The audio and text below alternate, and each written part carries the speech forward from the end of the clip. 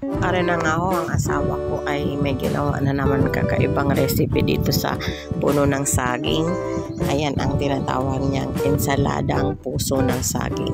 Mahilig ang asawa ko gawa-gawa ng mga ganyang luto. Mga ginagawa daw nila yung mga luto doon sa kanila sa Romblon nung growing up sila. So ayan, pinapatikim niya din sa amin.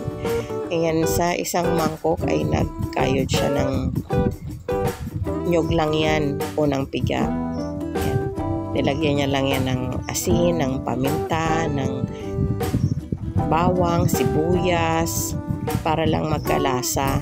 And nilagyan niya ng kalamansi. Tapos nilagyan niya din ng suka. Ayan, pinaghalo-halo niya lang yan dyan. Tapos nung ginagawa niya yan, pinapakuluan niya yung puso ng saging. Kasi ang gagawin niya is ilalagay niya dyan mamaya yung puso ng saging. Bibigyan niya yun.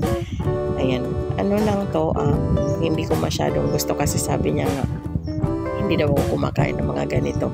Kasi syempre, di ba tayo, ang pagkain, hindi natin kinakain ng mga bata pa tayo. Parang hindi siya masyadong kilala ng mga dila natin. Kaya, kikilalanin muna natin.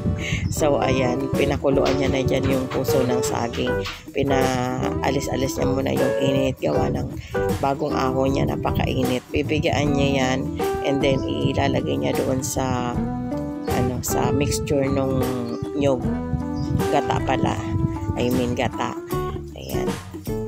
Nagustuhan din to ng mga kapatid ko kasi nung syempre iniisip namin, taga Bicol kasi kami kaya ang namin, pag gata talaga, ang alam namin is niluluto pa yung gata.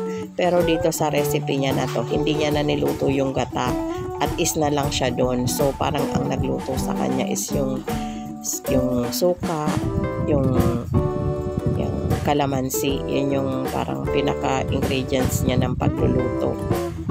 Ayan, pinipigyan niya na dyan yung luto na yan yung puso ng saging.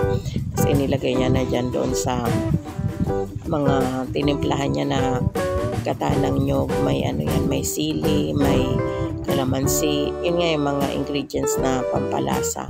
May konting bechin din yan.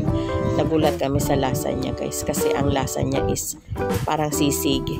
Sisig ang lasa niya pag kinakain mo siya. Kaya masarap din siya iulam, pero masarap din siya papakin.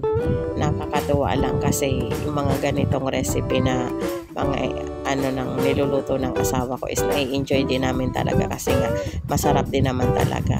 I-share ko sa inyo yung mga iba pang recipe na mga ginagawa ng asawa ko kasi bihira lang siya umuwi dito sa amin kaya i-share ko na lang siya sa inyo sa susunod na mga vlog ko.